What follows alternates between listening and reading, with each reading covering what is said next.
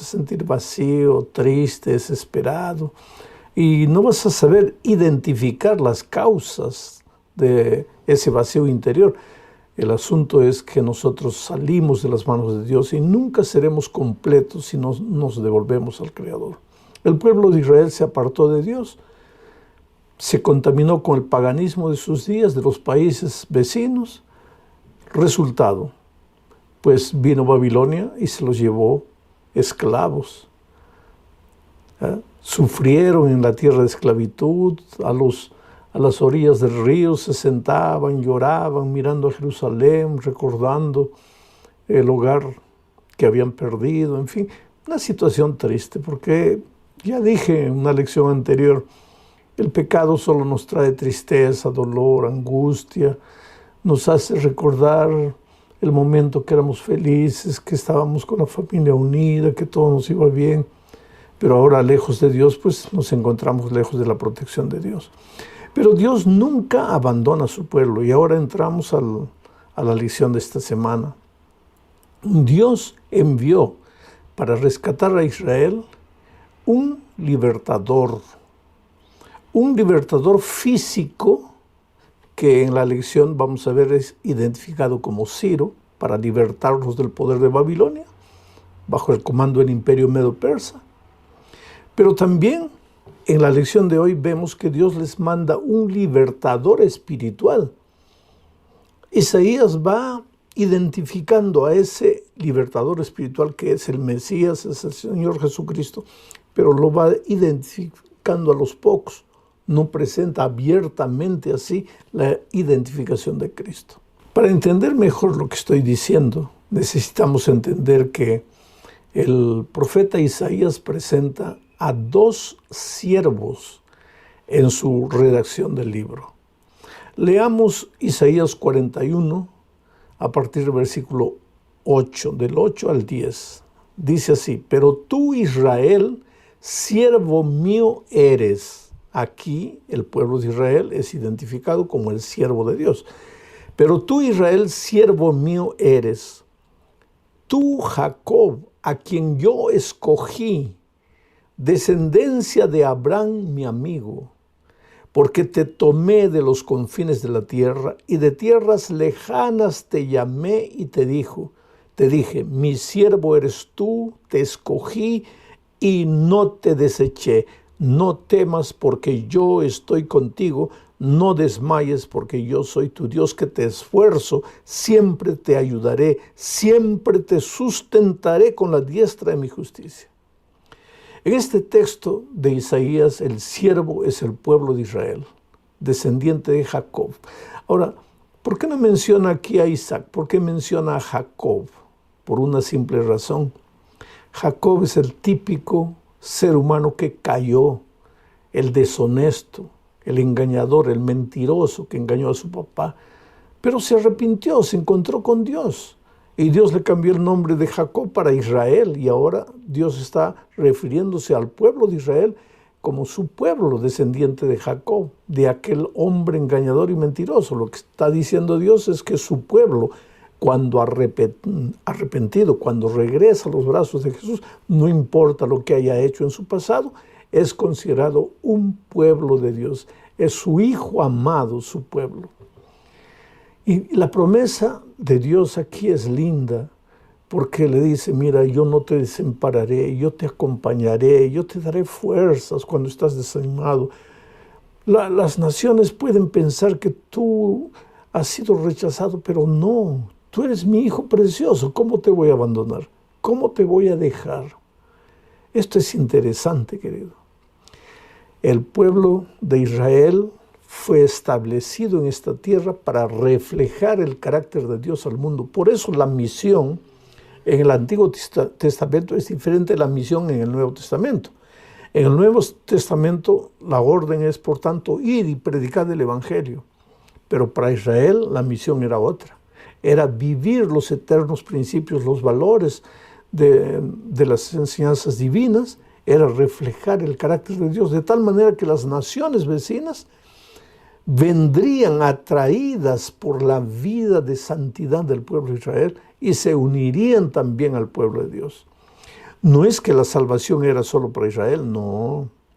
La salvación era para cualquiera, pero todos tenían que ser salvos a través del pueblo de Israel, identificarse con el pueblo de Israel a través de la ceremonia de la circuncisión.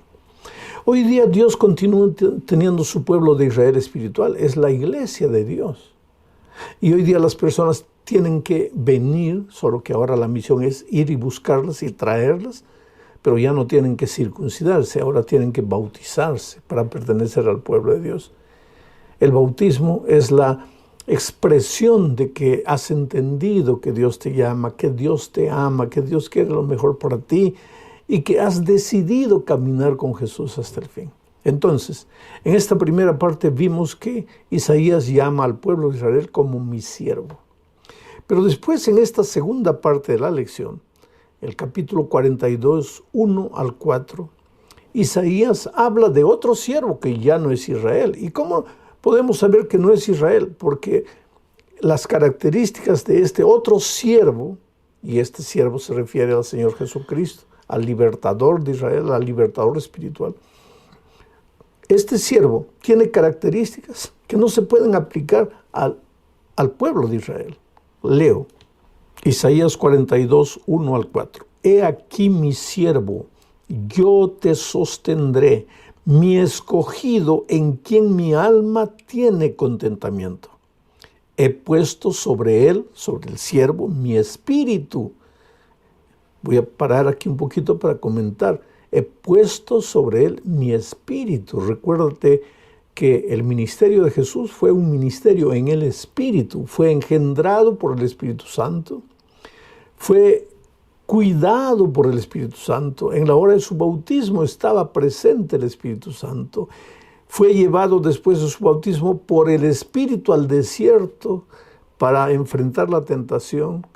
En el primer sermón que predicó en Lucas 4:16 fue en el Espíritu y finalmente en la cruz del Calvario expiró en el Espíritu.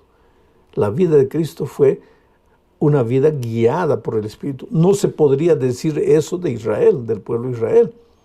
Por eso es que este texto no está hablando del siervo como pueblo de Israel, sino de otro siervo que aparecería. Continúo leyendo. He aquí mi siervo, yo le sostendré, mi escogido, mi escogido en quien mi alma tiene contentamiento. He puesto sobre él mi espíritu. Él traerá justicia a las naciones.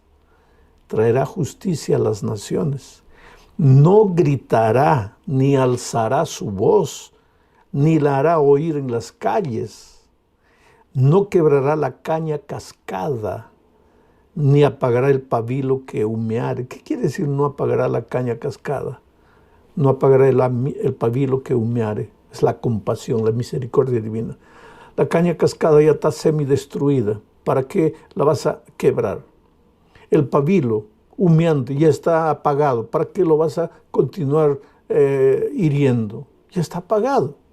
Quiere decir, aquí está el ministerio de compasión del Señor Jesucristo. Caíste. Oh, querido, yo sé que caíste. Ya tu conciencia te está atormentando. Ya te sientes indigno de servir a Dios, de cantar a Dios, de ir a la iglesia. Y para remate, los seres humanos te van acusando y golpeando y criticando. Pero Dios, el Mesías, no apagará, no cortará la caña cascada, ni apagará el pabilo humeante. Continúo leyendo. Por medio de la verdad traerá justicia este siervo. No se cansará ni desmayará hasta que establezca en la tierra justicia, y las costas esperarán su ley. Interesante que este texto tan bonito que habla del Señor Jesucristo, de su ministerio de perdón, de misericordia, de gracia, de compasión con el pobre pecador, a mí me emociona, pero termina hablando de la ley de Dios. Dice, todas las personas oirán de este mensaje porque el Señor Jesús, el Mesías, este siervo viene trayendo justicia. Oirán del amor de Dios, del mensaje perdonador de Dios, pero también oirán de la ley de Dios. O sea, gracia con ley están combinados, no están reñidos. ¿Por qué Dios te dio la ley? ¿Porque quiere prohibirte que seas feliz? No, querido, Él te dio la ley porque son los límites protectores. No te vayas muy allá porque te vas a caer. No salgas para aquí porque te vas a herir. Dios te ama. Y mismo así, cuando tú ya rebelde por naturaleza te vas y haces lo que quieres y te revientas ahí en la vida, Él no te abandona ni viene con una vara para castigarte, sino Él levanta a la oveja perniquebrada y la lleva al redil. Qué maravilloso amor del Señor Jesús. Bueno, hasta aquí en la lección vimos que Isaías presenta a un siervo. Ese siervo es el pueblo de Israel, que había sido llamado por Dios para reflejar su carácter. Falló. Ahora estaba ahí en tierra de Babilonia, esclavizado, cautivo. Pero Isaías también presenta a otro siervo. Este siervo ya no es Israel, este siervo es el Señor Jesús, el futuro Mesías que llegaría para libertar al pueblo de Israel de la esclavitud espiritual. Ahora entramos a la tercera parte de nuestro estudio. El Mesías persa.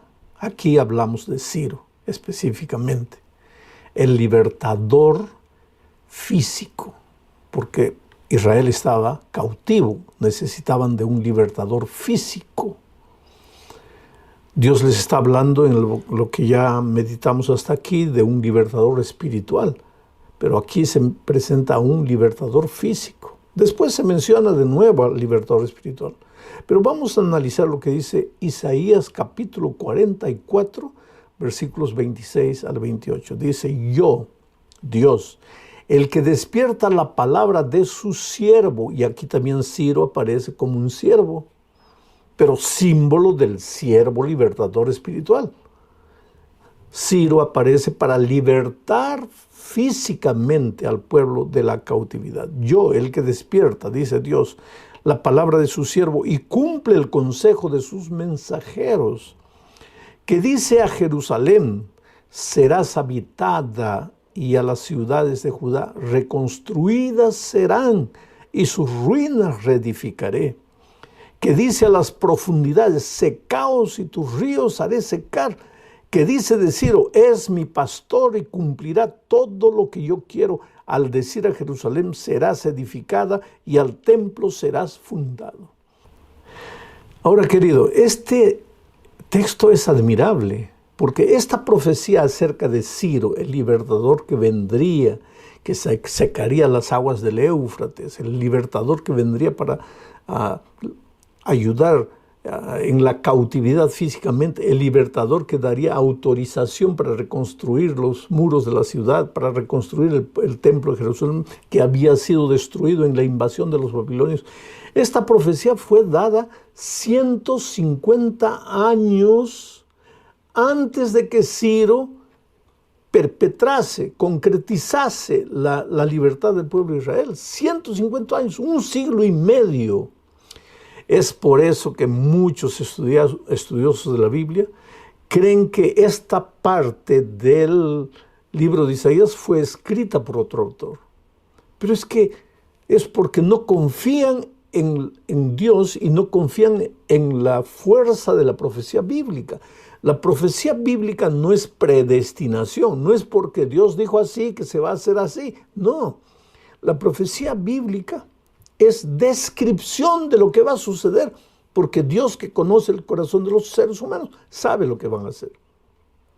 Y Dios en esta profecía está anunciando la llegada de un libertador llamado Ciro. Y efectivamente un día Ciro llegó. En aquel tiempo, pues Babilonia dominaba el mundo. Era un imperio extraordinario, guerrero, fabuloso. Hasta hoy los jardines de Babilonia son una de las maravillas del mundo. Usaban mucho oro, demostraban su poder conquistador, conquistando los pueblos que encontraban por ahí. ¿Quién diría que Ciro los iba a derrotar? Pero Ciro apareció. ¿Quién diría que Ciro los iba a derrotar a los babilonios? Sin embargo, Ciro apareció al mando de los ejércitos del imperio medo-persa. ¿Y qué hizo? Una noche, mientras el pueblo de Babilonia estaba en la bacanal, ahí en fiesta, en orgías, ellos secaron el río Éufrates, entraron por ahí, derrotaron a Babilonia y el mundo quedó admirado con la caída de Babilonia. Y una de las primeras cosas que después hizo Ciro fue darle libertad al pueblo de Israel para regresar a su ciudad. Y ese regreso sucedió exactamente 70 años después de la cautividad, así como Jeremías lo había profetizado, que esa esclavitud duraría solo 70 años. Es admirable el cumplimiento de la profecía. Por eso la palabra de Dios dice que hacemos bien en estar atentos a la palabra profética, porque todo lo que la profecía dice, con relación a nuestros días inclusive, se está cumpliendo. Estas pandemias, estas guerras, rumores de guerras, el egoísmo, todo es cumplimiento de la profecía. Vamos a la cuarta parte. Aquí nuevamente se habla del siervo que viene trayendo esperanza. Pero no se habla explícitamente de Cristo. Tú puedes leer y vas analizando el ministerio de Cristo sin darte cuenta entre las líneas. Ahí está el mensaje. Este es un libertador espiritual porque el gran problema del pueblo de Israel no era solamente la esclavitud física, el cautiverio físico. El problema es que nosotros solo nos preocupamos con las cosas físicas, las cosas materiales.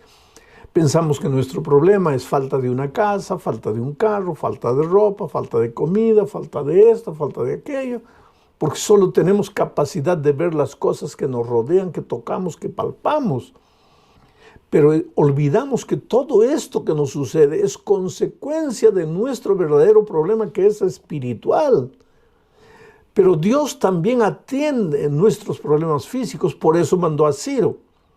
Pero como su problema no era solamente la esclavitud del cautiverio físico, literal, les mandó nuevamente ahora, les va a hablar de un libertador espiritual. Leo lo que dice Levítico, capítulo 26, 40 al 42.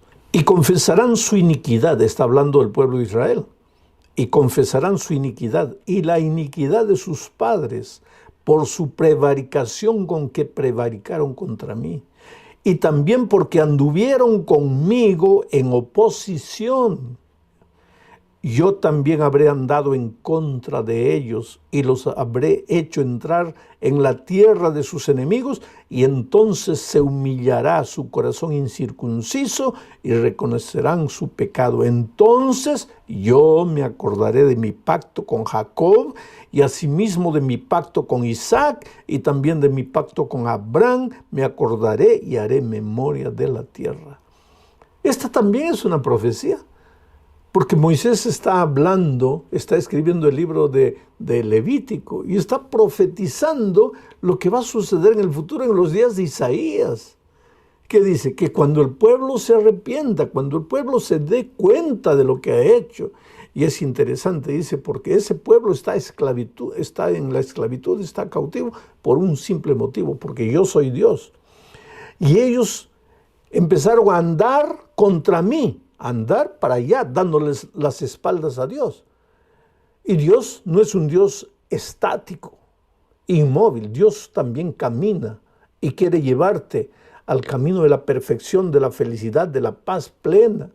Entonces Dios camina para aquí, pero el ser humano, el pueblo de Israel, caminaba para aquí. Por eso Dios dice, el pueblo anduvo contrario a mí, pero entonces yo también anduve contrario a él. Pero no porque Dios quería estar en contra del ser humano, sino porque el ser humano es que se fue voluntariamente para otro lado. Y la consecuencia, pues la consecuencia fue la esclavitud, el dolor, la tristeza. Pero ¿cuál era la promesa de esperanza? La promesa de esperanza es que si se arrepintieren, yo me acordaré de ellos. ¿Cómo los voy a desechar? ¿Cómo piensan que porque pecaron, porque cayeron, porque se rebelaron contra mí, me voy a olvidar de ellos? Yo los amo y los voy a esperar y les mandaré un Mesías. Qué cosa maravillosa, querido. Llegamos al fin del estudio de esta semana hablando de un siervo que siente y sufre.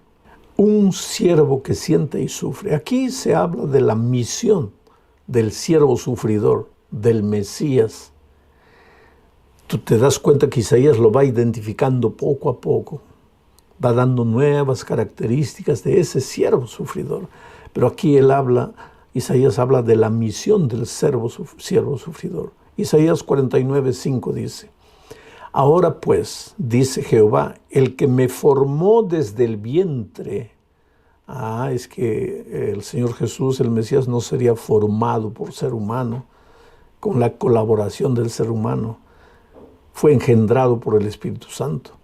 Ahora pues, dice Jehová, el que me formó desde el vientre, para ser su siervo, para hacer volver a él, a Jacob, y para congregarle a Israel, porque estimado seré en los ojos de Jehová, y el Dios mío será mi fuerza.